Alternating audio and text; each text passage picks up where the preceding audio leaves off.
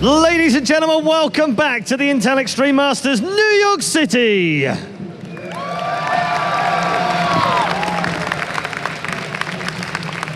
It is day number 4 of 4, which can only mean one thing. That's right, it's finals day. The semi-finals and the grand final to crown our New York champion for our second stop of Season 8 in the Intel Extreme Masters. Before we get into our semi-final, let's just check and update you on the brackets and show you how these two players came through. As you can see them on the screen right now, Life winning 3-0 against Hero, and he will go up against Curious, who beat SOS 3-2.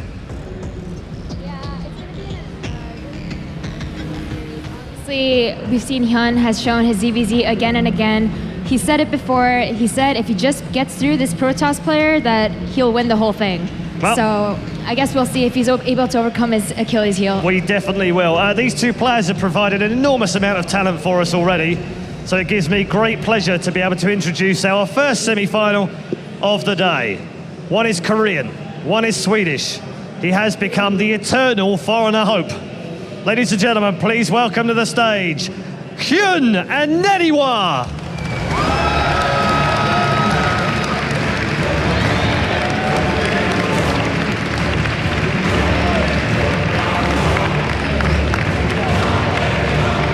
So, time to find out which one goes through as the first man into our grand final at the Intel Extreme Masters 2013 here in New York. Ladies and gentlemen, please put your hands together for our commentary team. Thanks very much, guys. Welcome to the Captain's Desk here for our first semi-final here in the Intel Extreme Masters New York Finals Day, as we have NaNiwa versus HyuN to decide who goes on to the grand final. Really nice match here, and I'm very curious about this match in general because we haven't seen NaNiwa take on any Zerg so far in this tournament. It's going to be his first match against Zerg.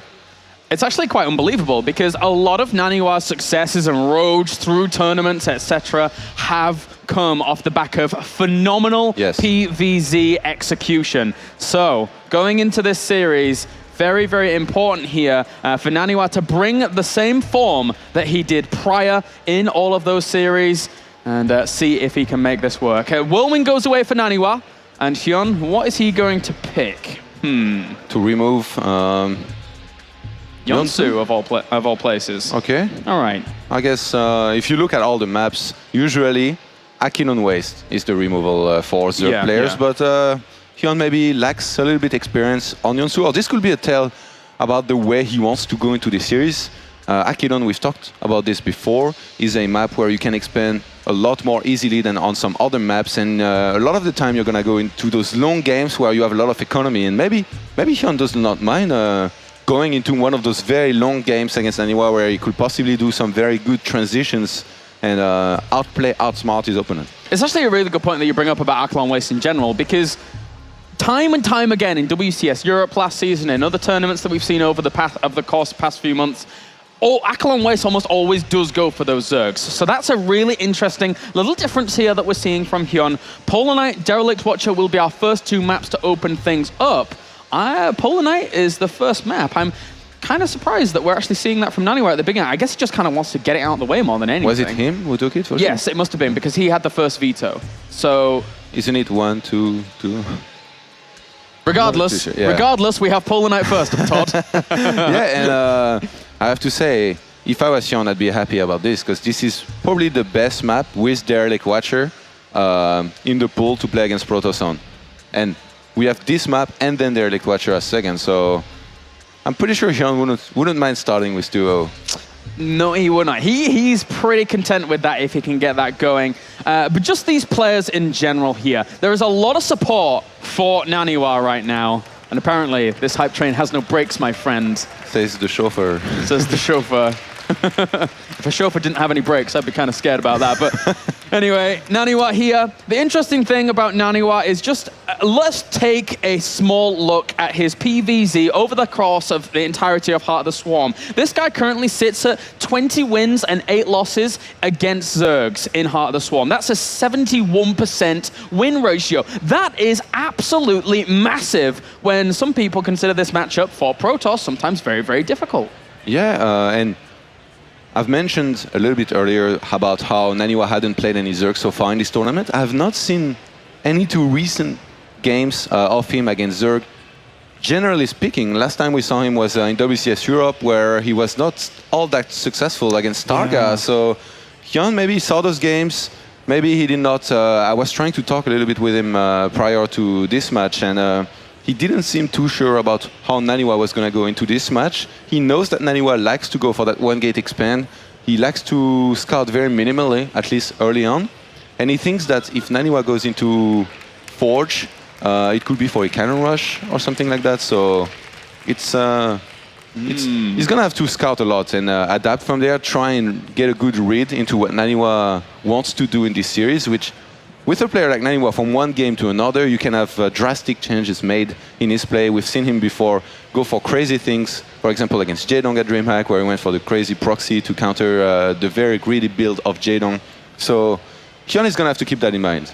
Does he try to be the aggressor? Does he try to be the player who takes the initiative? Or does he try and react to NaNiwa? That's going to be very important choices that he has to make here. Well, he's always loved his roaches, so we might see a lot of that in the mid-game from HyuN. And if we come to HyuN as well, going into this matchup, we've spoken, about the great win percent ratio of NaNiwa, and that's fantastic.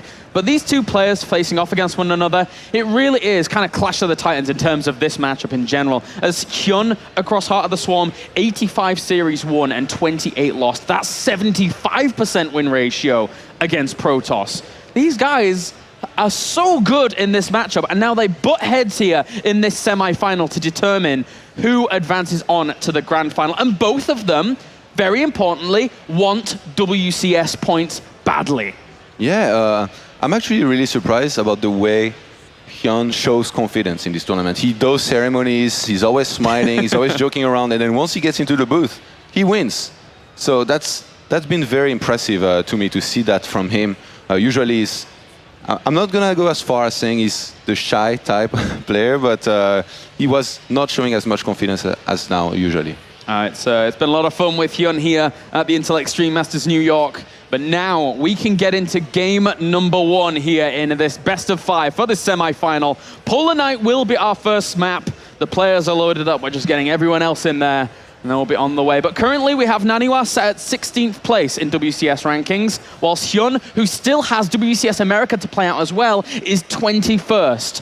So this match, in essence, HyuN could breach into that top 16 and could knock NaNiwa out of that. That's a really big deal. It very rarely happens that two players in these positions meet up, but here we are today as we have NaNiwa and HyuN loading up for game number 1, guys.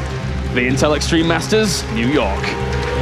Spawning up to the north position, we have our Red Zerg, representing Quantic Gaming, as well as Korea. Ladies and gentlemen, give it up for HyuN!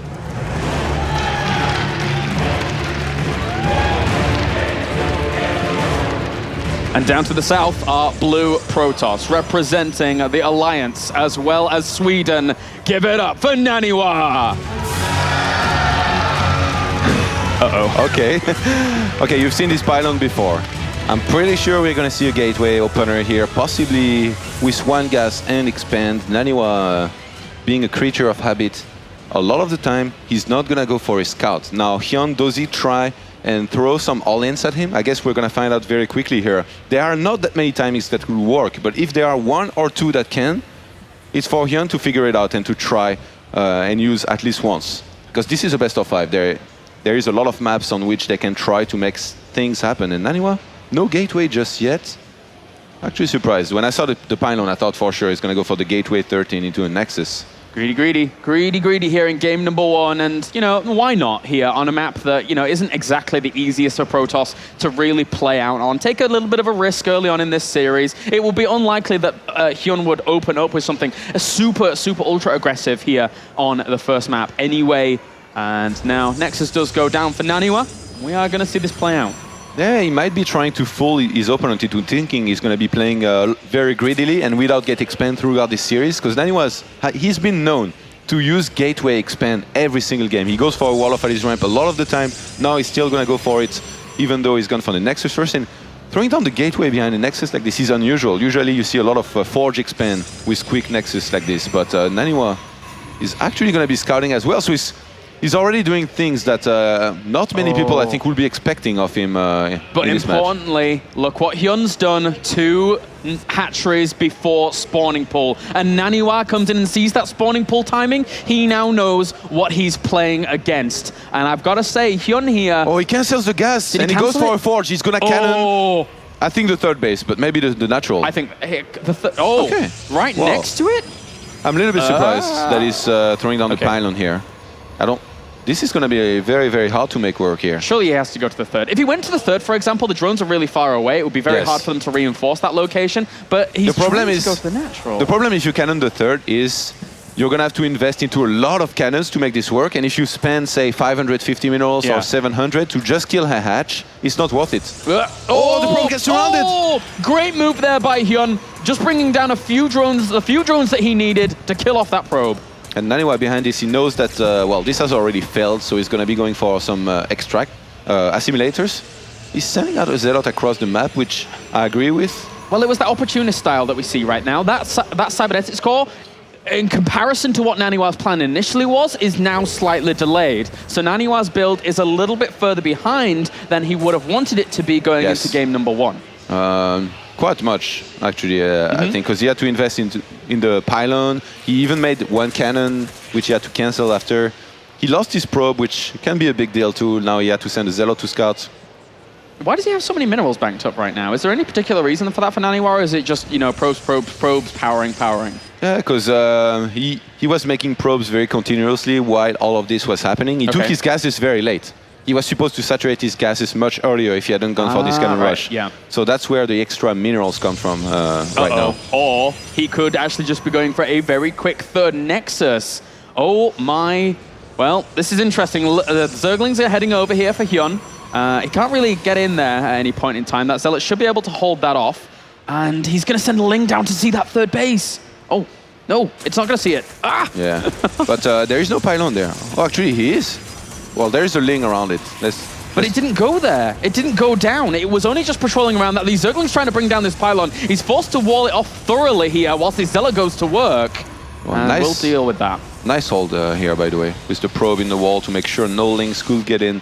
Behind this, NaNiwa is getting a sentry. He started boosting probes again, taking a third and fourth gas. Oh man, HyuN's so close to seeing that third base, but he hasn't seen it yet.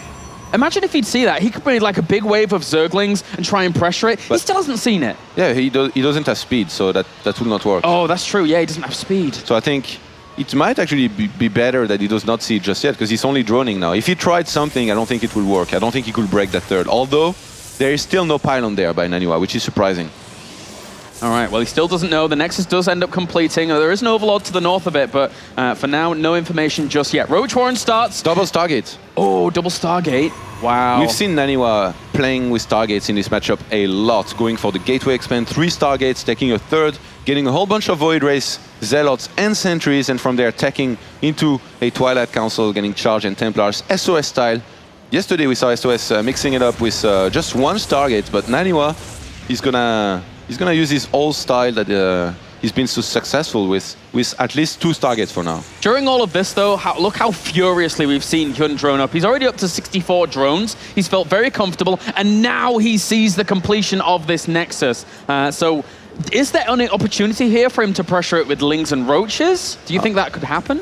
I mean, it's possible. He's actually making a whole bunch of units right now. 10 Zerglings, 6 more Roaches on the way.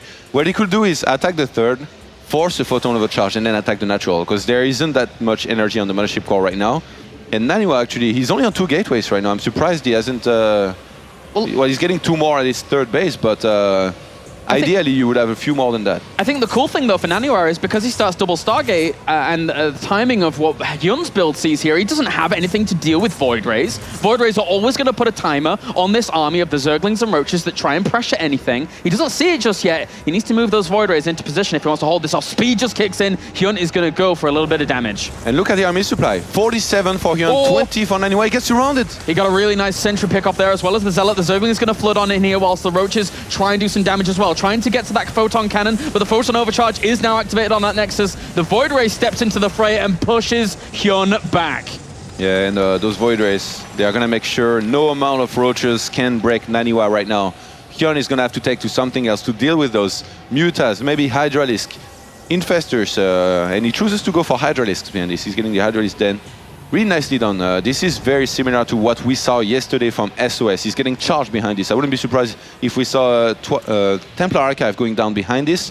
And NaNiwa is going to have to add a lot of gateways very soon if he wants to be able to keep up with the production of his opponent. Yeah, his army composition is going to be fantastic if he has the 3 bases completely up and running. Right now he starts his +1 air weapons behind that as well. Whilst we have HyuN trying to just accrue that Roach Hydra mass. Interestingly enough, he does have another Queen on the way. I wonder if he's going to mix in more Queens now, seeing that there's these Void Ray numbers are rising, because we've seen actually Targa on this very map in WCS Europe have great success with extra Queens, but for now it doesn't look like he's going to be doing that. Targa is a boss. Targa is a boss, he's pretty good.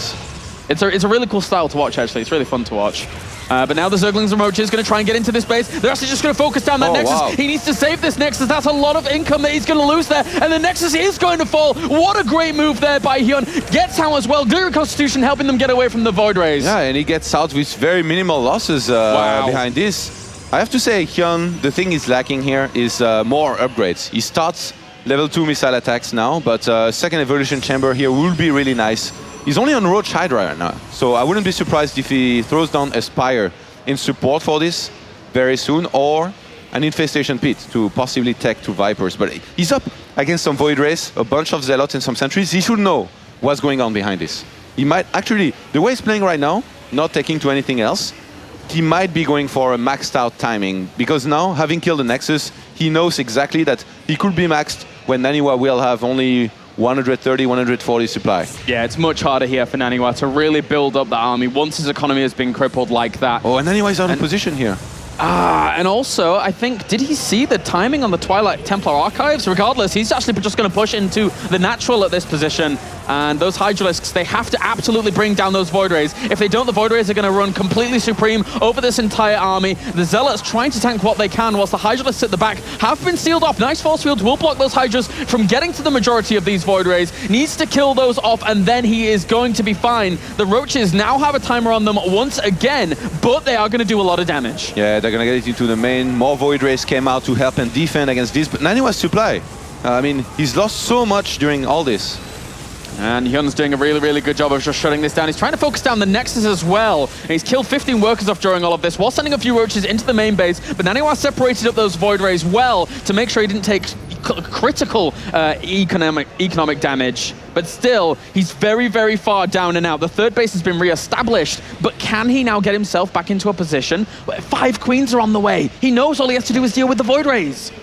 He knows that Targa is very good against this, and he makes lots of Queens, so he's going to go for it himself. And imagine if HyuN had Burrow during all this. There is no Robo for NaNiwa. He does not have a single cannon in his main and natural. This could have done actually a lot more, but HyuN, he's just going to go for a huge timing here. A second wave with a maxed out army, but this time the Queens are going to help so much against all of these Void Rays. Being so aggressive with the creep, because he knows that he could kill his opponent very, very soon if he gets there. Storm starts. If he gets Storm out, he's chrono boosting it. He knows he absolutely needs this for the fight. Yeah, there's no way he's going to get it on time. Yeah, this army is moving into a position of power. Infestation Pit down behind this, as well as Spire, but even that transition might not be needed as HyuN now moves towards the natural. NaNiwa is really up against it here. He has to defeat this army or he will die in game number 1.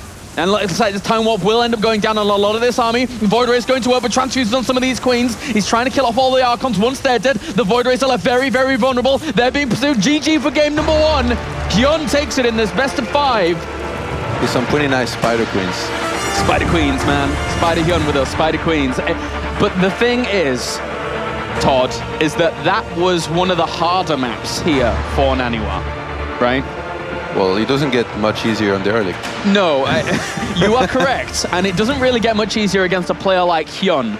But if there was any map that NaNiwa were likely to lose, as well as maybe this second map as well, then it is these two. But we've actually seen NaNiwa play out very good games on Derelict Watcher. Again, specifically in WCS Europe. He's been able to hold 3 bases pretty well in that middle point between the second and third. And I think he definitely has a lot more experience on Derelict than on Polar Knight as well. So we're going to have to keep that in mind. The same thing can be said about HyuN, though. It can. Oh, it can. HyuN is one of those absolute monsters of StarCraft that plays day in, day out, all day in tournament settings as well. You see him in a ton of weekly tournaments in very competitive atmospheres. And this is the kind of player that HyuN is, an extremely hard worker that just pops up everywhere.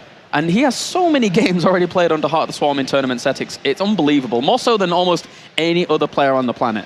And don't you think that HyuN in this tournament has been playing more aggressively than he usually does? It feels like he really wants to commit to huge attacks more than ever. He feels very confident in his injects, in his overall mechanics, and he's been attacking all the time. He's always massing out army and attacking, not taking all that much. He used to be a lot more of a passive player. I mean, he used to attack a whole bunch as well, but before he wouldn't hive in a whole bunch of games. Now he's like literally massing and attacking all the time, and it just works out for him because people probably don't expect this all that much from him. It's an amazing shout out to his macro and his ability to just always have more than you at any given time.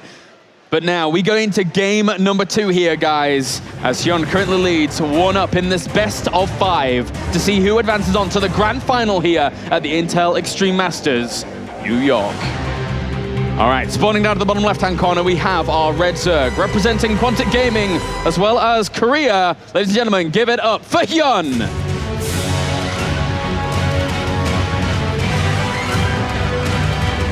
And up to the top right-hand corner, our Blue Protoss representing the Alliance as well as Sweden. Give it up for NaNiwa. All right, same pylon as in the previous game. Except the pro that made it actually had some minerals in its small hands. Oh, let's see if we have a gateway expansion here. I would actually like to see it. Yeah? Yes.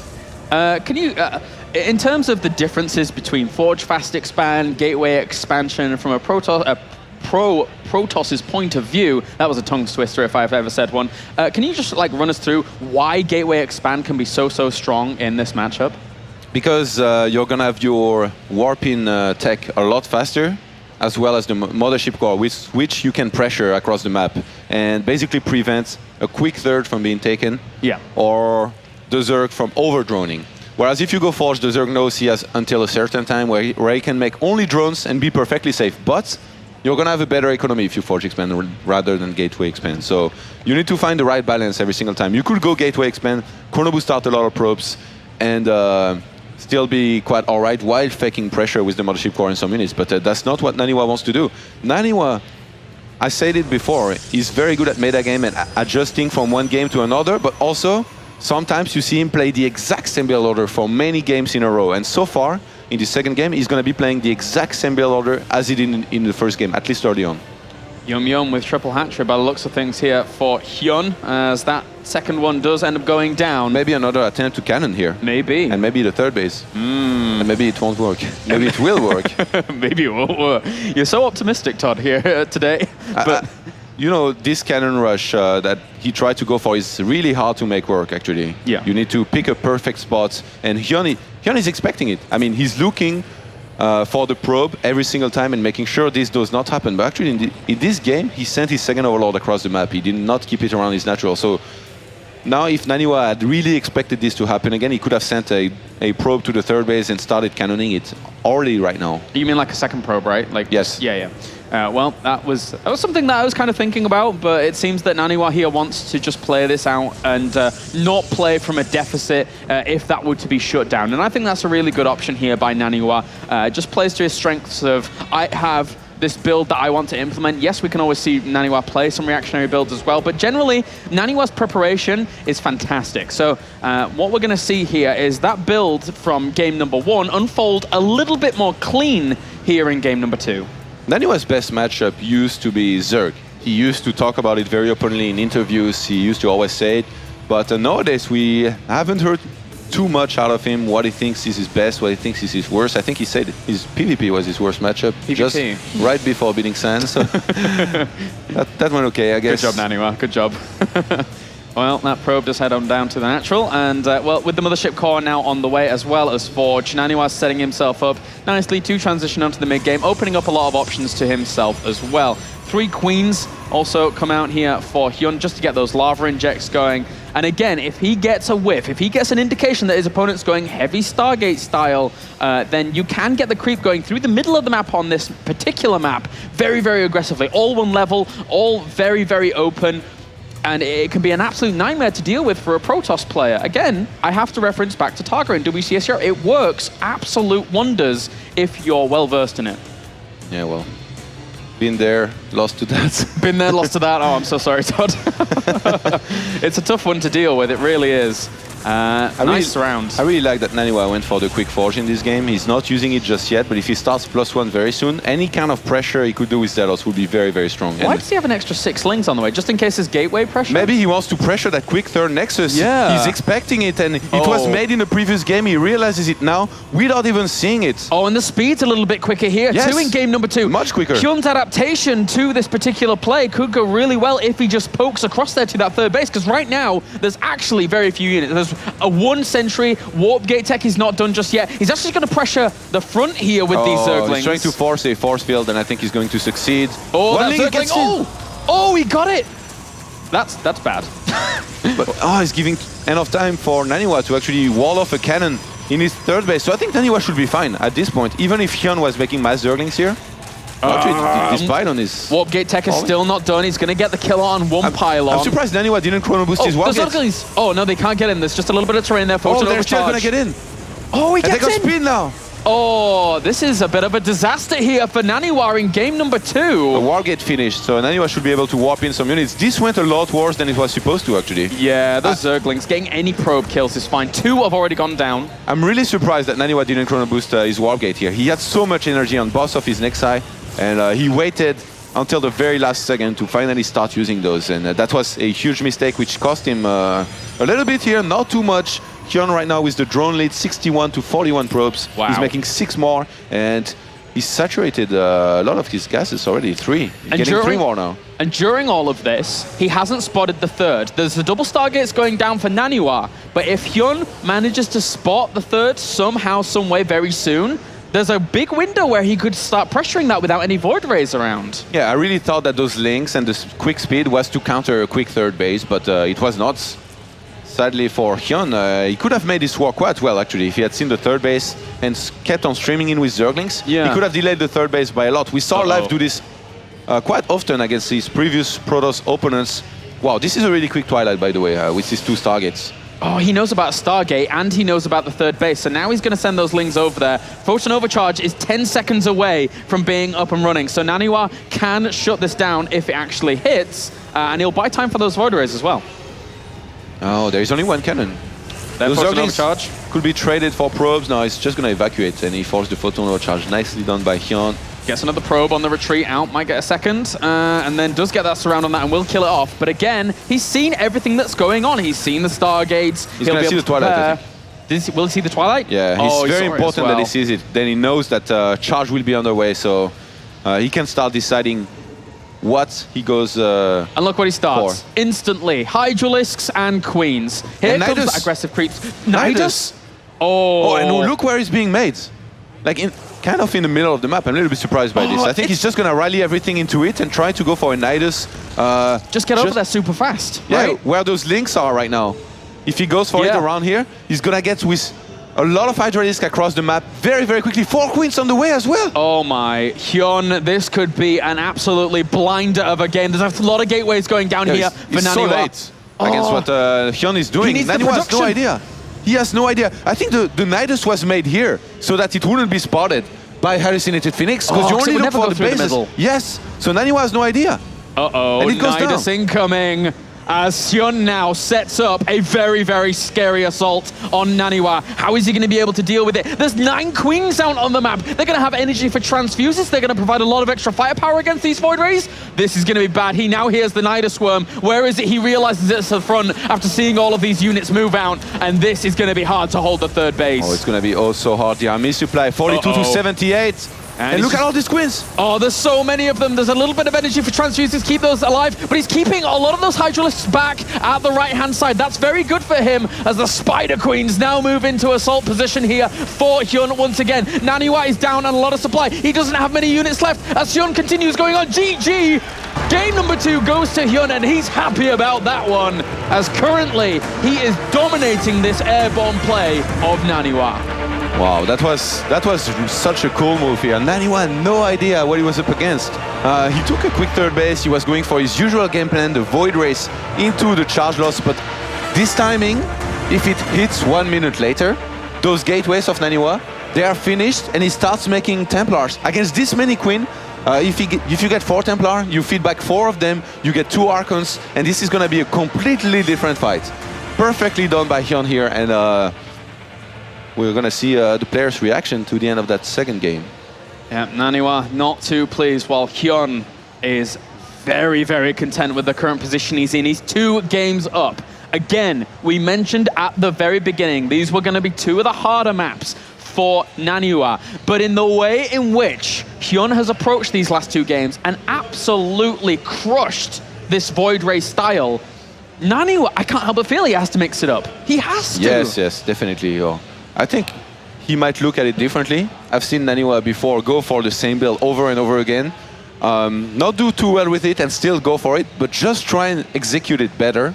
And in this series, it really feels like this build has no chance against what HyuN's doing right now. Even if he had seen the Nidus, what does he do?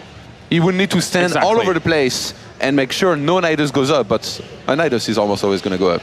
You hear that sound, and dude, like, that oh sound is awesome. I love hearing that sound in pro games. It's the best to have a Nidus Worm out on the field here. Can you do it? That's like the worst impression ever.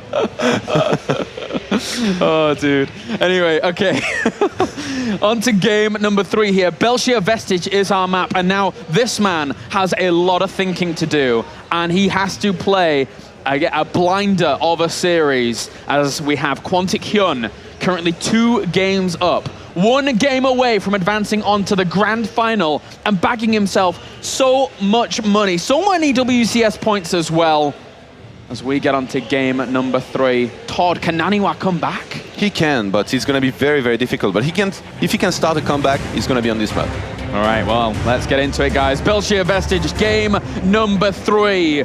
As HyuN looks for the clean sweep here against Sweden's Hope. Spawning down to the bottom right-hand corner, we have our red Zerg, representing Quantic Gaming, as well as South Korea. Ladies and gentlemen, give it up for HyuN!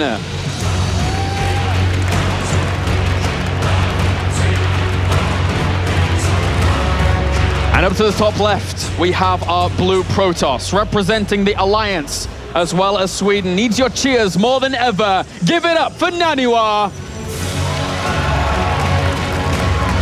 NaNiwa, the local favorite, as I'm sure a lot of Swedes are watching right now and cheering him on. A lot of Europeans, a lot of foreigners. Just foreigners in general, just I guess. Just people in the world. Just people. Everywhere. There's some South Koreans as well. They're like, yeah, NaNiwa. For those players, probably. All right, well, we'll see now. Belshir Vestige is our map. And you know what's funny is that I have actually seen quite a few Queen Hydra Nidus players on this map as well, just to get to the very front. And you can do it really on any map. Have you been watching TLO stream by any chance? Maybe. Oh, the gateway! The gateway opener. NaNiwa going back to his roots here with the gateway on 13 at the ramp. I think this is going to be a 1 gateway expand with supposedly 1 gas, just 1 gas. Yes, he's going to take the 1 for sure. I don't think I've ever seen NaNiwa taking 2 gases before expanding. He likes money. Oh, as I say that, he goes for a second one. Hello. Well, okay. This is different than what we usually see him do. He's checking for a proxy hat right now, because if this goes down, you're going to want to know as soon as possible. Pull some probes, possibly. Chrono boost out 1 or 2 zealots.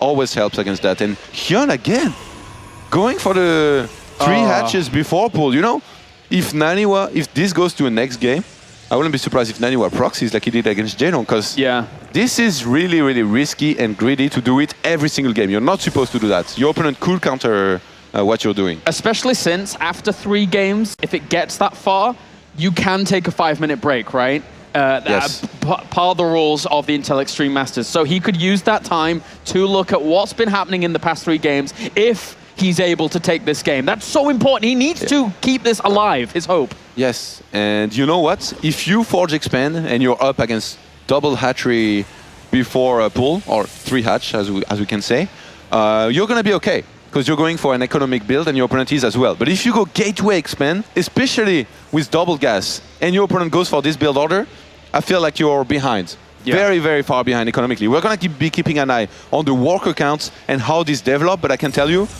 this Nexus, he started as the 3rd hatchery of HyuN is about to finish. Uh-oh. So he's going to have to do some kind of damage early on or in the mid game to make sure he does not let HyuN take off in the worker count and get too far ahead. Scary position here for NaNiwa. He's currently 2 games down in this best of 5, and game number 3 hasn't opened up too favorable for him either. Of course, this is going to play out, and of course, we want to see what NaNiwa is going to be doing here. But again, I have to reiterate, I think that the Stargate play can get shut down very easily by HyuN if he spots it, and 9 times out of 10, he will do. His Overlords are generally in good positions. This is a good start for NaNiwa, though. Pushing that Overlord away from any position near him is nice.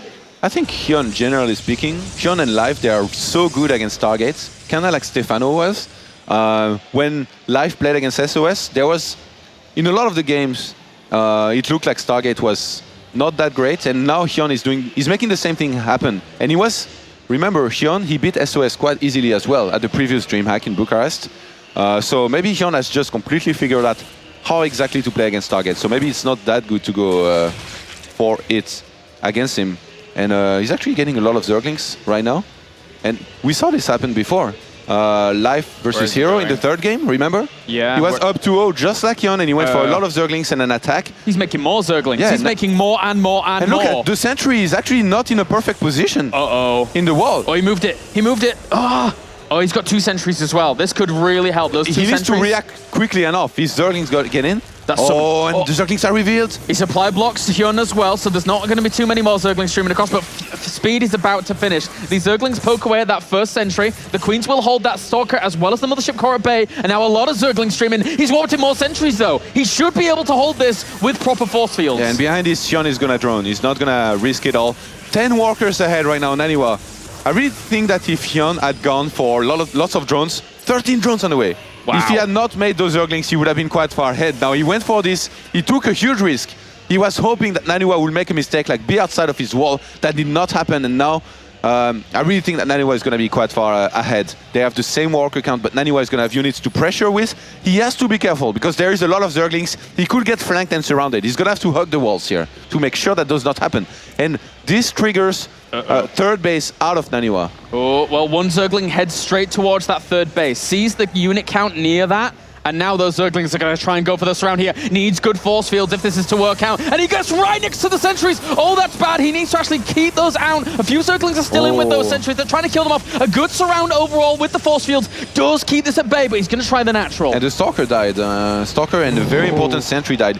If NaNiwa had been a little bit closer to his mineral line, he would have seen this earlier and force fielded better. Now he lost some very important units, but this wasn't disastrous. He still saved, I think, 5 of his sentries. He's going to be able to warp in some more units. And his Mothership Core actually used using the Photon Overcharge earlier, or did he use it, right? He doesn't have that much energy. He's supposed to have more at this point, and to be able to move out. Well, those links, they're not going to do much, supposedly. Oh, okay. Really nice force field placement again there. One of those sentries has 9 kills. Wow. 7 and 5 for the other. That's the most impressive sentry I've ever seen if it's got 9 kills, man. And, well, we're still looking now. We have the double evolution chamber as well as the extractors going down for HyuN. So he's trying to play out of this. But again, he's not in the most advantageous of positions in comparison to where he was last games. I really like the burrow, though, because if his opponent ends up going for some Stargate play again, that could help out a lot.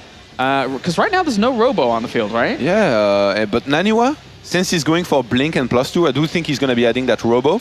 And he might be hitting a timing with many, many gateways. He's actually on 6 gateways. He's getting a 7th right now. If he goes for a huge timing with lots of Blink Stalkers, he's going to be so strong. He's doing a first move out right now. He's bringing a probe as well. HyuN is going to be able to spot that, but this is still already quite strong. HyuN needs to react by making roaches, but he's getting 11 drones right now. Whoa. He has to make units right now. Oh, he's making spines. Oh, wow. This is emergency red alert spines. Yeah, this is last second spines. I'm not sure they're going to be finished on time. This does not look good right now for HyuN. The one disadvantage for NaNiwa is that he doesn't have a proxy pylon. This is the first one that's going to be going down. He had to warp in units and over the other side of the map. If NaNiwa knew, he would run in there, snipe the spines, make sure he can force field the ramp on the right. And HyuN is going to take quite some damage from this, I think. Oh yeah, he's already lost a few drones here. That queen is going to end up falling as well. All he has to do is throw down a line of force fields there, again on the right-hand side, and he will be so comfortable with the position he finds himself in. The time warp helps a lot as well. He catches a few drones on that side. He doesn't deal with the burrow, but it doesn't matter because this army is so strong, he can easily get the third and get out. As the force fields, they dissipate, he's going to throw more down. The hatchery ends up falling, and now with Glittering Constitution on the way as well as a lot of roaches, it doesn't really matter. Yes, the army supplies are evening up here, but NaNiwa gets a big snipe there. Yeah, and behind this, he's going to be getting the Robo. He has +2 about to finish. He's got Blink now, and with the Mothership Core having a recall, he's not at any risk here. There will need to be a lot of Hydralisks to take on this army, beat it, and make sure that the Mothership Core doesn't help with the recall and those few roaches, man. It's not every day you get to see more Stalkers than roaches on the field. He doesn't have many force fields here, but it's going to be the Blink that is capable of dealing with this. And he just sits right on top of these roaches, really not caring too much, goes straight past them as well. It's 24 Stalkers to 24 roaches. The roaches and queens and drones all have to burrow because this army is so menacing here for NaNiwa. It's got +2 weapons, it's got Blink. That is reaching critical mass Stalkers with that Blink, and now the Infestation Pit. He's trying to get Fungal out, but it's not going to come out in time just yet. Yeah, and NaNiwa has actually cut pro production. He's going to go for another fight. This is not looking good for HyuN here. Guardian Shield soaking up a lot of the damage of the roaches. He actually blinks on some of those queens as well to kill those off. Knowing that they have transfused energy, killing those off would be fantastic. And resources lost is catastrophic here for HyuN. He's lost so much. NaNiwa has been so cost effective in game number 3. He is not dying anytime soon. He is going to come back in this series, or try to at least, as force fields will seal off a few of those roaches at the back. Blinks onto the Hydralisks as well, killing off some major damage, and NaNiwa is making it happen here in game number 3 as he blinks onto the low ground as well with these Stalkers, making it very easy with the cleanup here of the roaches. GG for game number 3. NaNiwa says, I am not dead. I am going to try and come back here in this best of 5. NaNiwa says to Spider HyuN, I'm not dead. Dude, I'm losing my breath. It's time for the proxy gates. It's time for the proxy gates? Yeah, I think it's time. It could be. You know, HyuN went for the exact same build every single game. NaNiwa finally mixing it up, going back to his old style, the Gateway Expand, taking the 2 gases here. I did not particularly agree with that. I think HyuN would have been very far ahead if he had identified that. He didn't know if NaNiwa was on 2 gases or just 1. He went for the mass Zergling pressure. You could call this a semi-all-in, I guess, because if this does not do any damage, you're going to find yourself quite far behind. This is what happened, and now San giving advice to HyuN. I mentioned this before. I think that San might be one of the very best Protoss vs Zerg player in the world, and now having this guy give advice to HyuN, this is pretty scary. Dude, how do you feel with the Protoss player giving the Zerg player advice? What does that make you feel, Todd? I feel like the bro code, the race code has been broken. Seemingly so. San, he's outing his fellow Protosses. He's giving HyuN a hand here. But now, because we have completed 3 maps in this best of 5, as you could see on screen just before, Carmack was telling HyuN that they do have the opportunity here for a 5-minute break if they deem it necessary. Would you take it? If I was NaNiwa, yes. And then HyuN? If I was HyuN... Yes. Yeah, sure. Yeah, why not? Why not?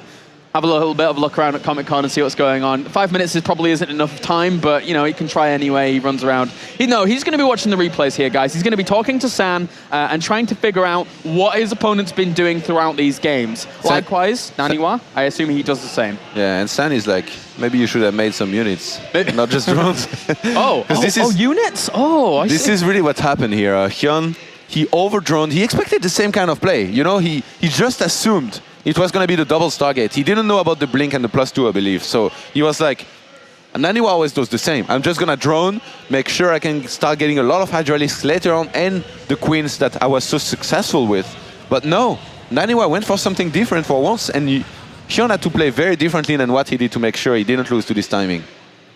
All right, well, game number 4 will be on the way in a little bit. It's going to be on Frost, a big, big macro map here for game number 4.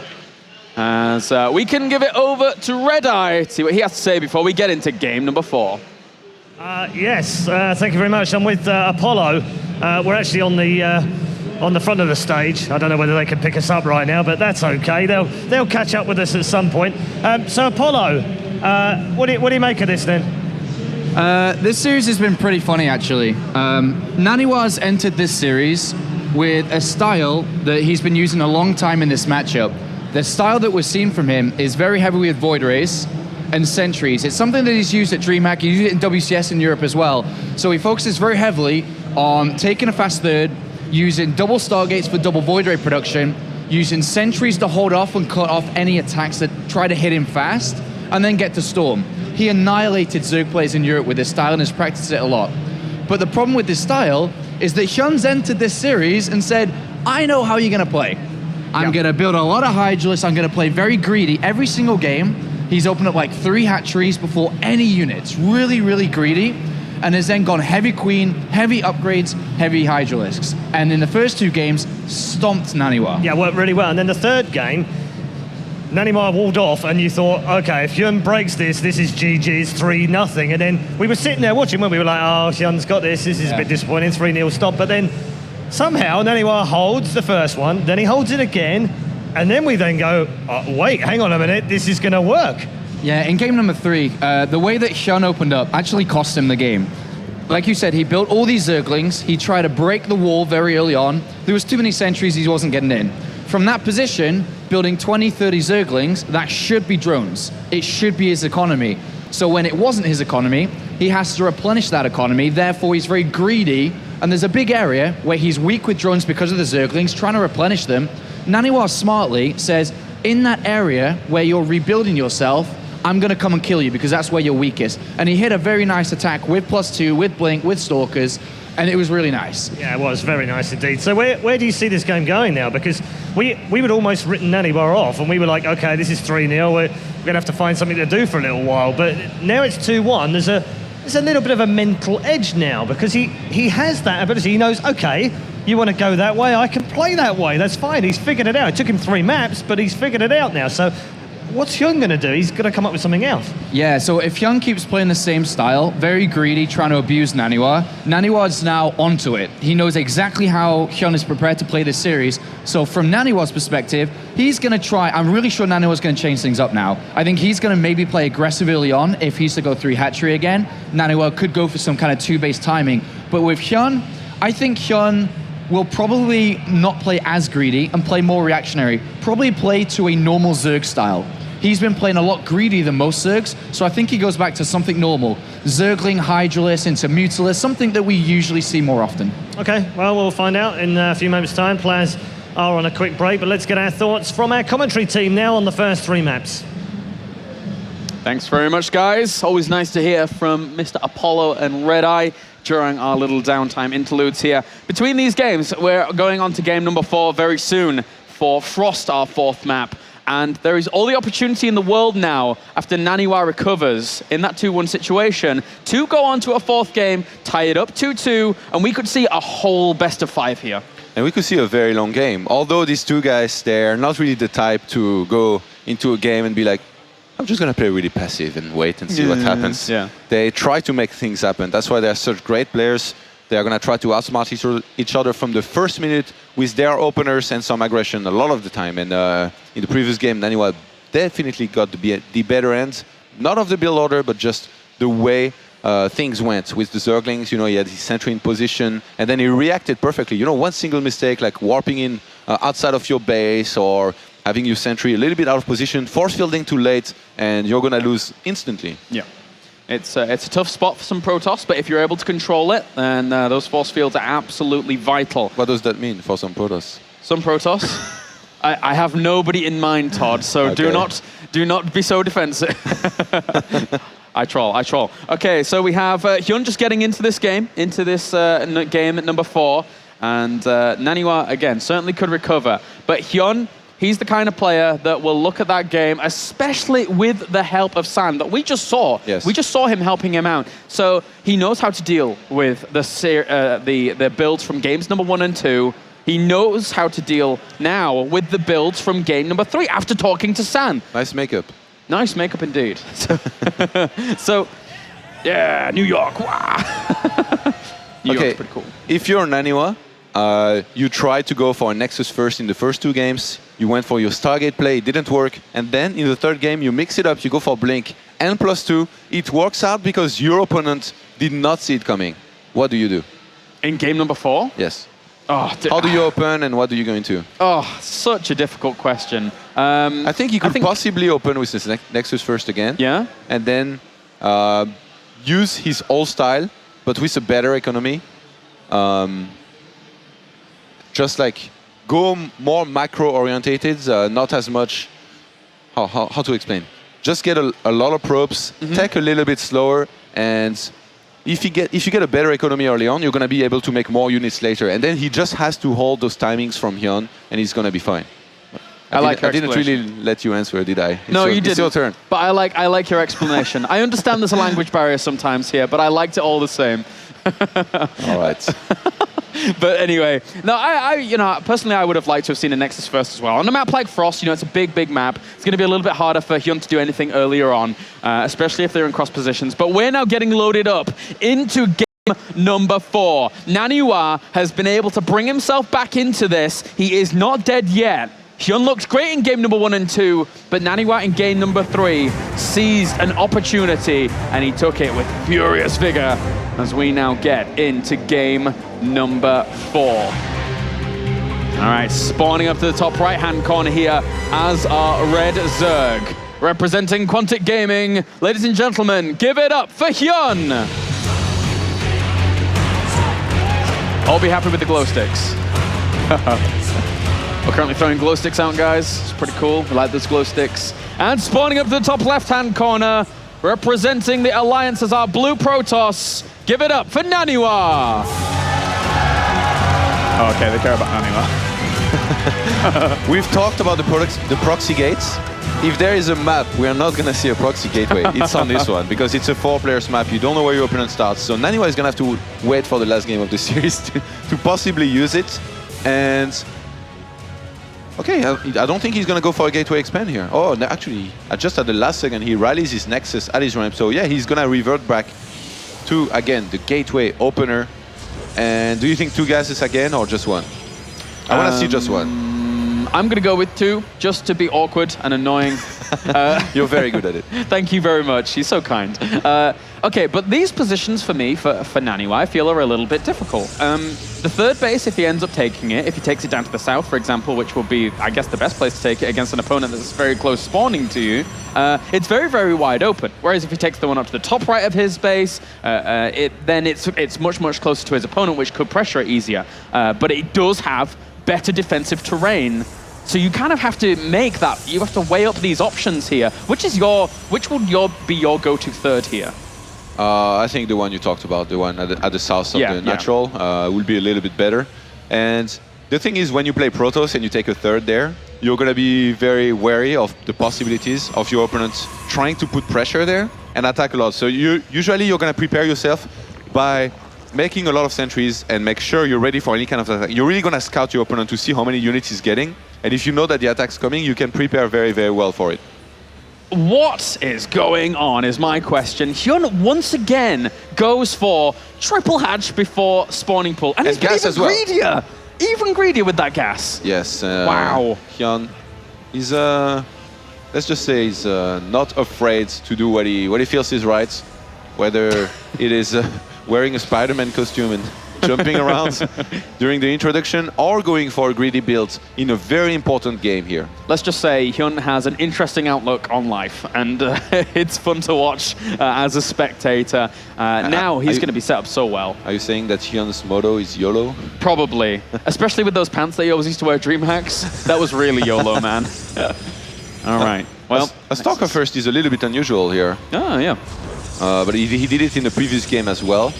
And behind this, having all the gas that he has, yeah, he actually has a ton of gas right now, NaNiwa.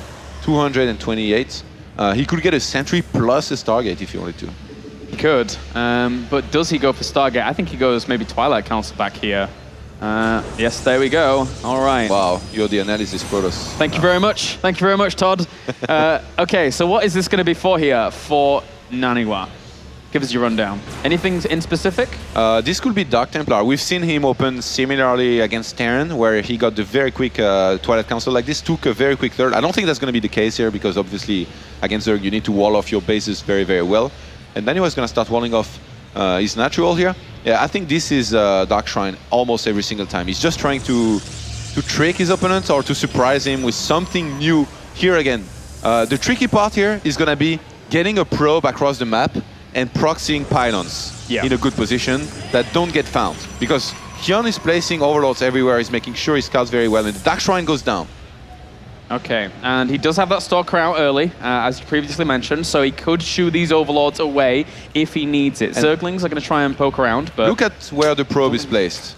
Where is he? Is he down to the south? Yeah, it's at the third base at the south of the natural. I think he's going to go all the way around the map. It's going to take a while. Look at where he's queued. He's actually escorting... Oh, wait.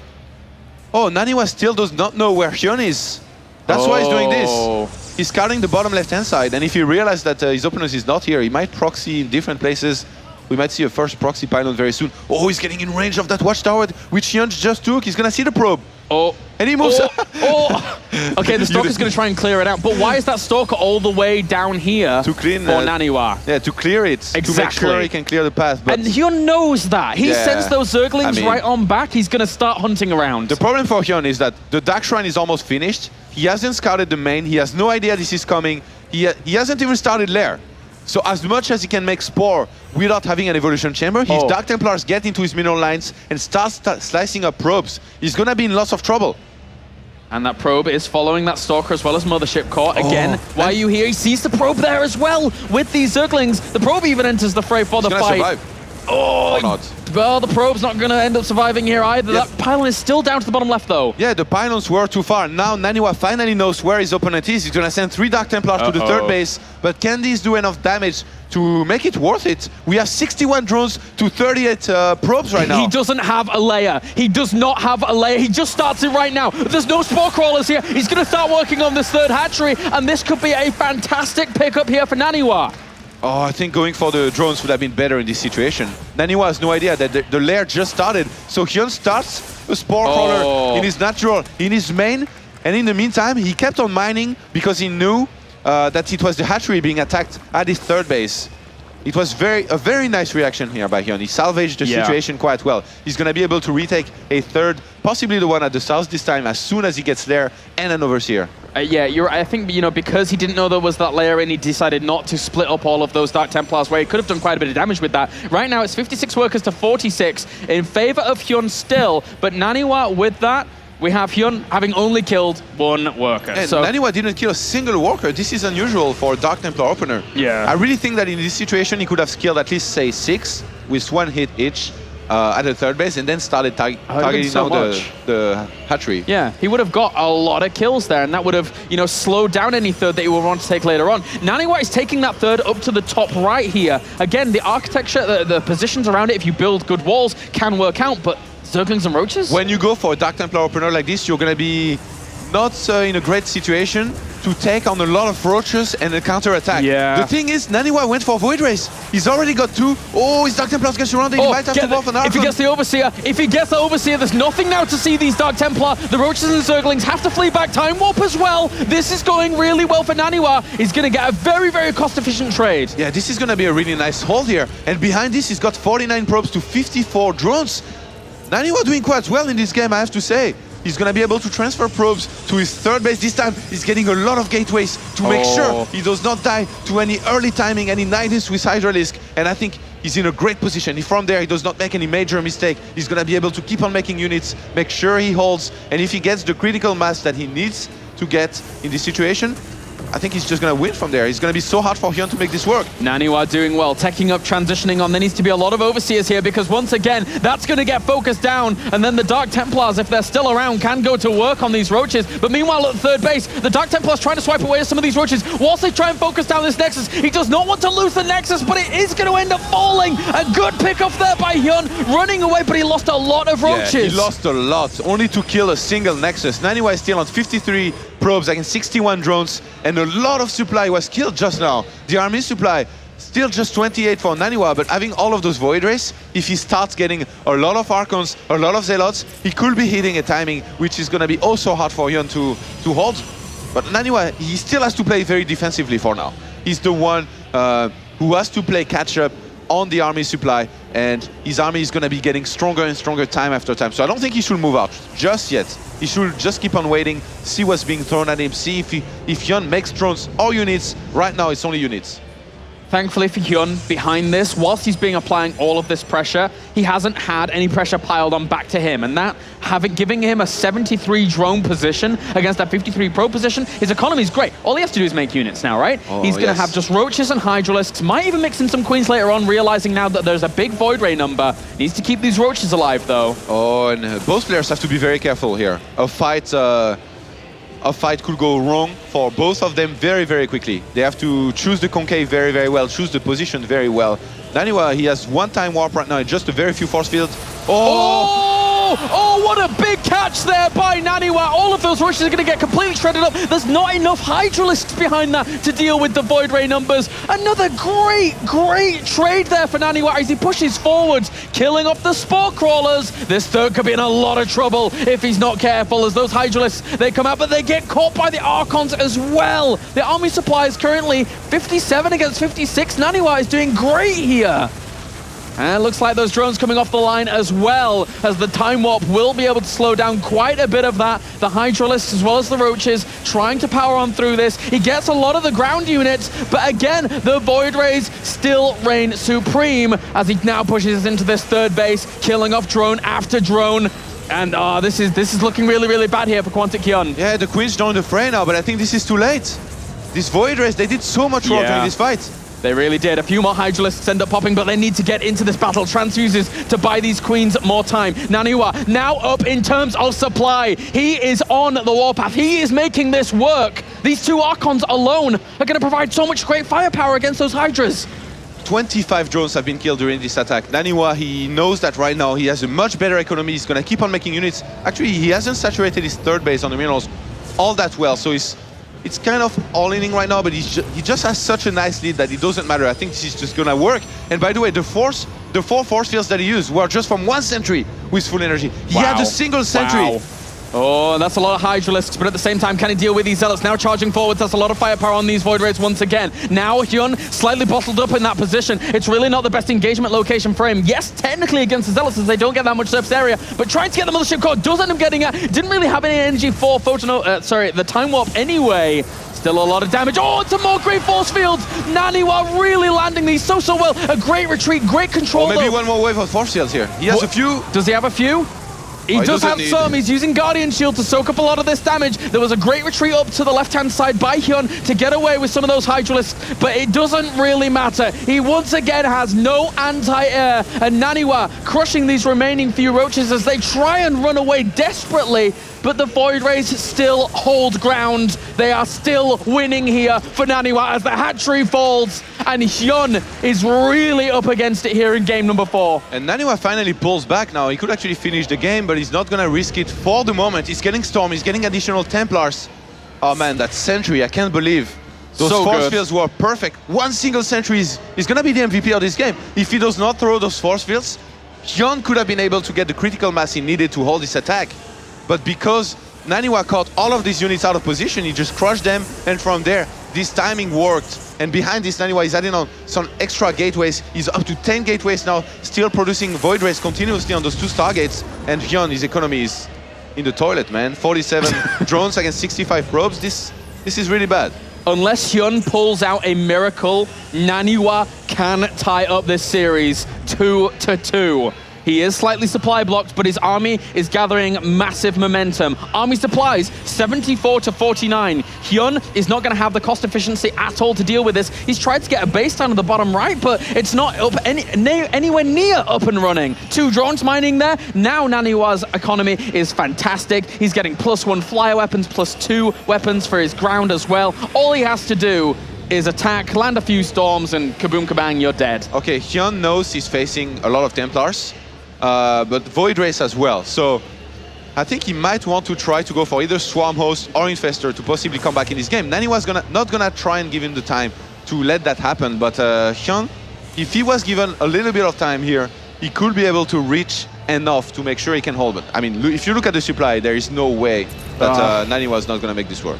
This army's so strong for NaNiwa, so strong. 2-2 is on the way for HyuN, but all of this, every move right now that we see for HyuN is desperation, as he knows he's up against it. He knows it's going to probably go to a 2-2 situation, even another evolution chamber to try and block that off, knowing his opponent's army is very strong. Time warps as well as storms hit a lot of that army, and NaNiwa once again crushes down this Roach Hydra mix and kills them off with more storms as well. NaNiwa gets the GG, 2-2. We go to a game number 5, and what a recovery from the Swede against Quantic HyuN here at the Intel Extreme Masters New York. Looks like we got ourselves a fight. Looks like we got ourselves a fight, my friend. Oh, I was so surprised by those force fields, I have to say. NaNiwa was moving in position to attack, and I did not expect that one sentry to throw down those perfect force fields and lock the roaches in place to be completely crushed by those Void Rays. They were immortals. They were not Void Rays. They never died. They stayed there the whole time. They did so much damage to the roaches every single time. And NaNiwa just made this work here with the double target style that looked not convincing at all in the first 2 games. He completely made this work here. His build order was a lot crisper than before. Yeah, just really well executed there by NaNiwa. And now we have to look at this series. And for a lot of foreigners out there, we say, yes, NaNiwa can. NaNiwa absolutely can here at the Intel Extreme Masters New York. HyuN, admittedly, those first 2 games looked dominant for him, but NaNiwa has mixed it up a little bit. NaNiwa is doing well. NaNiwa is defending well. NaNiwa is reading his opponent well. And yes, he can. Yes, he can, my friend. I think coming to the US has had an effect on you. Seemingly so. Dude, the food here, everything about it, it certainly has an effect. I'll tell you that. Well, all right, now we have San here just giving HyuN a few words of advice once again before we get into game at number 5. But does HyuN, we could see, there is the potential that we could see something crazy here. If HyuN were to go like triple hatch again, and then NaNiwa's like, complete YOLO, man, I am more YOLO than HyuN, and then it's like, well, I'm just going to try and cannon something out. There's an opportunity, there isn't proxies. You know what I think happened here?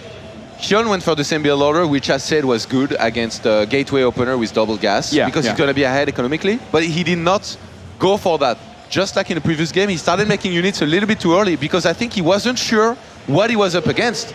So he might have been scared of facing the thing he faced in the previous game, which was the Blinkstalkers, a lot of Blinkstalkers, some sentries, and a very strong move out by NaNiwa. So he started making units early.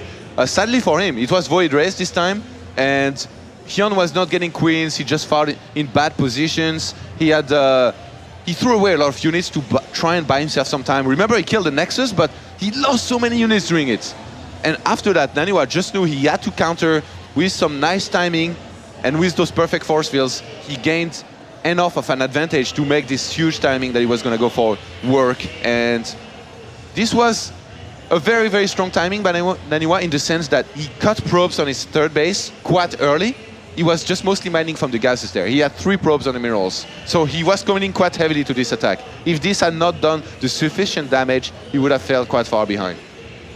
And NaNiwa, he currently flies the flag as best foreigner in the world, best non-Korean in the world.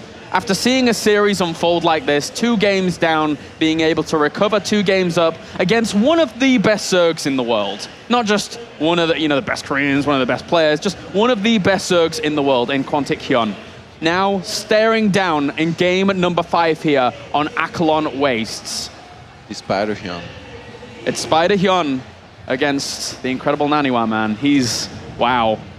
It's been a roller coaster of a series so far, and we go all the way. We go all the way to game number 5. And you know what's so exciting about this game number 5? It's on HyuN Waste, a map with so much potential for proxies, for expansions, for crazy things to happen, crazy transitions, crazy all-ins as well. These players right now in their heads, so much is going through it. They have to decide what they go for in the final game, in the decisive game of this series. And this is going to be so important that they take the right decision. They need to be fortunate, but they need to make the right choice as far as having the best chances going against one another. All right, countdown has begun, guys, after a roller coaster of a series, with this man completely on the verge of elimination and then bringing it back 2 games to 2. It all comes down to one map to find out who advances on to the grand finals here at the Intel Extreme Masters New York. HyuN Waste is our map. We're loaded up. We're good to go into game number 5. I am looking forward to this one. Quantic HyuN against the Alliance NaNiwa. Let's get on to HyuN Waste. They look quite focused. Just a little bit. Just a little bit. All right, spawning up to the top left-hand corner, our red Zerg, representing Quantic Gaming. Ladies and gentlemen, give it up for HyuN! I'm sorry, but what is going on? I knew it! We have a probe sent out across the map. Okay, do the introduction. Do the introduction first? Okay, I suppose I will. Oh my god. Spawning down to the bottom right-hand corner, we have our blue Protoss representing the Alliance. Ladies and gentlemen, give it up for NaNiwa. He's proxying the gateways, and HyuN hasn't spotted it. If he goes for double hatchery before pull, this is going to be disastrous for him. I thought he would do it. I thought he would do it in this final clutch game. This is all this. Oh, NaNiwa, you are a crazy man. I knew NaNiwa had balls of steel, but he's just confirming it once again. Oh my god. Time after time, he's there going for crazy builds in final games, in very important games, in high-pressure games. HyuN has no idea this is going down. He's on 15 supply. He's going for the hatchery. He's going for the hatchery. Oh, NaNiwa in one of the most clutch games of all time.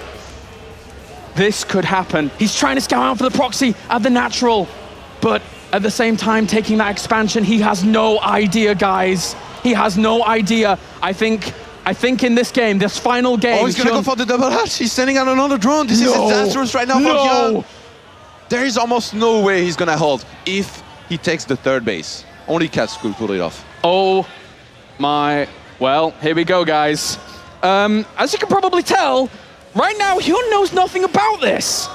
And NaNiwa is going to start chrono boosting his first Zealot. He's going to be getting a second one very, very soon. With perfect chrono boost, he's going to have 3 Zealots very, very soon. You can't deal with this. He doesn't even necessarily have to go with just 2. He could wait for a third one, but if he knew, he will go straight in. And he's going to scout it. The drone! He knows! He knows! But he doesn't have a pull. What does he do? He throws down the pull. He throws down the pull. The Zealots are now on the way. They're going to do a lot of work. They're going to go to town on these drones, but HyuN is going to micro furiously against this. He can't sell the third hatchery. Oh, the Zealots here trying to be surrounded. He doesn't want to get that surround. He does get it. One of those Zealots will end up dying off pretty darn quickly. But at the same time, he is not mining at this point. Very little is incoming here for HyuN. He's going to have very little to make any Zerglings. Yeah, he has no money behind this. He's making extra drones, which is a mistake at this point.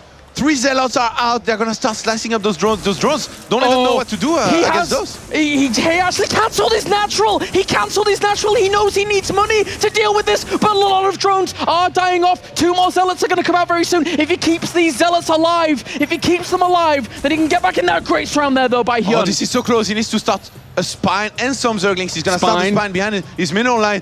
4 Zerglings are on the way, but 2 Zealots are there, and 2 more are on the way for NaNiwa. They need to start work. They need to start work. These 2 Zealots, they're going to go into town for it, and he has 7 drones left against 9 probes. The Zealots are going to work, and all those drones are almost dead. He fights the Spine. He's going to kill that off as well. More Zerglings are on the way, but 3 Zealots against this. HyuN is down and out. HyuN is going to die, and NaNiwa with a proxy 2-game game number 5 is going to be victorious. GG, ladies and gentlemen. NaNiwa advances on to the grand finals in an amazing best of 5. A proxy 2-game in game number 5. NaNiwa! This guy is not scared to do what he has to do.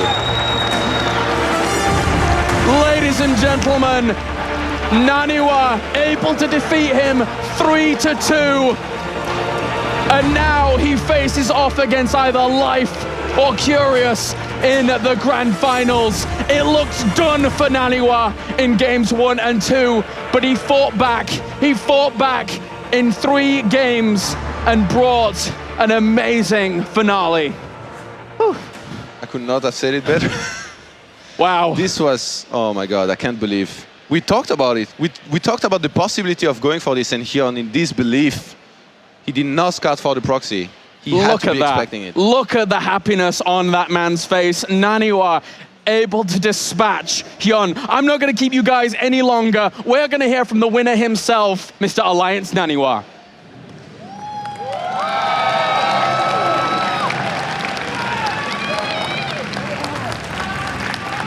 NaNiwa, congratulations. That was amazing. Obviously, the crowd loves it.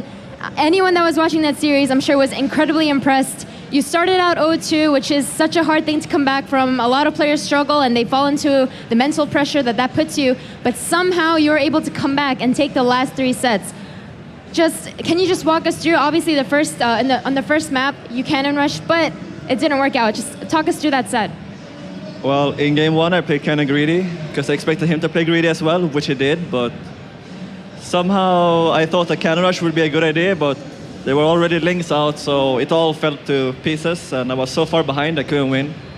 But I thought it wasn't a build mistake, so I went for the same in game 2, but my core was out of position, so his links made me make like 3 pylons instead of probes, so I didn't have the economy to deal with the follow-up attack, so it was very mentally frustrating, but I'm not the kind of player who gets shaken up by a loss, so I played maybe, yeah, well, I played a lot of tournaments, so I've lost a lot of games, I won a lot of games. I don't really get affected by winning or lose, so I just take it as a new game and I try my best.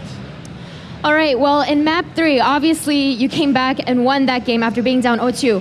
What was your mindset like going into that game? Obviously, you know, being down 0-2 is not an easy thing. What were you telling yourself? Well, I lost with my best build in game 1 and 2, so I didn't really have any confidence, but I had a few more builds that I wanted to try out, and I had a good follow-up as well in game 4 with the same build, but the DT opening instead. So I thought I'll just try this, and hopefully it works out. And he made some early links, which made his economy worse. So I thought if I just attacked with Blinkstalkers, I would win, and I did. So I think after that, the momentum started to swing in my favor. All right, well, obviously, you know, games 4, in game 4, you had such really great engagements. You did open with DTs. You were able to skip the hatchery, but you didn't actually kill a lot of workers. What was your mindset like there? How did you plan your next few moves from there? Well, even if you don't kill the workers, he can't mine there for a long time, so I knew that he would be gas-starved. So a roach attack would be the most logical thing for him to do, and I already had Void Race out, so by that point I thought I was far ahead. So I just played it like a normal game, and I didn't take too many chances. Once I killed the hatchery, I knew I had won. All right, and obviously in that last game we saw you proxied gate, and you just took advantage of the fact that he had been opening so greedy. The last question I want to ask you, you are going to play Life or Curious? Life has stated many times already that he's very confident against Protoss. And we saw earlier in this tournament that Curious went 3-2 against San, another very good Protoss player. Who would you prefer to play? Well, Life beat Hero 3-0, so I think I'm the underdog no matter who I play, but it doesn't really change anything for me. They're both from StarTale, and they're people I've been in the same house with for over a year or so. So no matter who I play, I hope we have good games. All right, thank you very much, NaNiwa. Guys, let's hear from...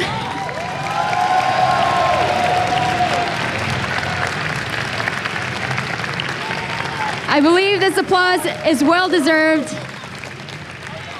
Now, without further ado, let's hear from our experts.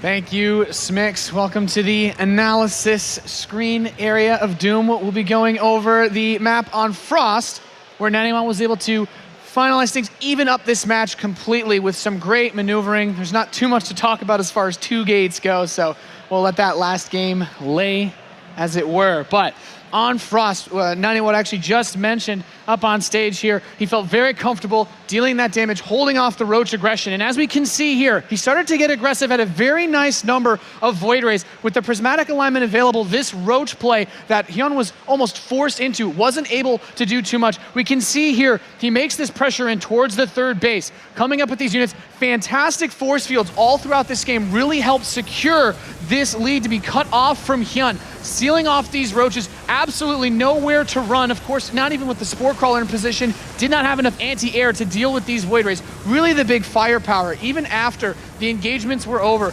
trading away a lot of his ground army, keeping those very expensive Void Rays alive, being able to reuse the prismatic alignment to really shut down the defenses that HyuN had and deal with that very heavy Roach count, very low on the Hydralisks, and this allowed the Void Rays to have a little bit more dominance on the field. The Queen count never really got high enough, was never able to build up the energy to use the transfuses, and as we can see, this Void Rays untouched were just able to do so much damage, picking off these bases, and later on, HyuN trying to defend at the higher area of his ramp, just more incredible force fields from NaNiwa. We can see him on top of this third base. The Queens come over, but there's not really too much to help tank for these. We don't have the Hydralisk here to put in their damage, and just on their own, with the transfuse is not enough. We see NaNiwa coming down by the ramp. He plays a very patient style. He doesn't want to overextend into the natural, and as we can see, HyuN getting baited down with these Hydralisks in just a few seconds. We see another fantastic set of force fields by NaNiwa. These clutch sentries, he warps them in during the fight, being very patient with how he takes these engagements.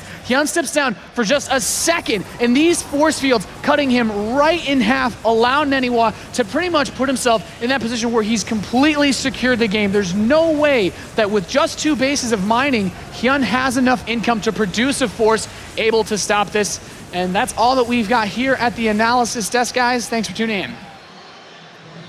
Thank you very much, sir. Good stuff from Nathanius, and absolutely fantastic stuff from Mr. NaNiwa. He holds, and so does Europe. Europe has their first player into the grand final, and I can tell you it's only the last time in 2013 that a non-Korean player will feature in a major tournament final. And yet this year, not one single player from outside of Korea is yet to win a major. Is this going to be the first one? Has it taken us until October to crown a non-Korean? We're about to find out. Well, not about to find out, but we'll find out soon. Before we get to our second semi-final, which will be a team kill final of StarTale players, it's a good time to remind you that there's a vote going on right now. I've got a sneaky suspicion that the man we've just seen might feature quite highly. If you'd like to vote for the MVP, or as we like to call them, the sick nerd baller of the Intel Extreme Masters New York, you can go to the Raycall channel right now, download Raycall on raycall.com, and then go to the group 1997. That's group 1997. All the details right now on your screen. Ladies and gentlemen, we're going to take a quick break, and when we come back, it's time to find out which of the StarTale boys gets to take on NaNiwa. We'll see you soon.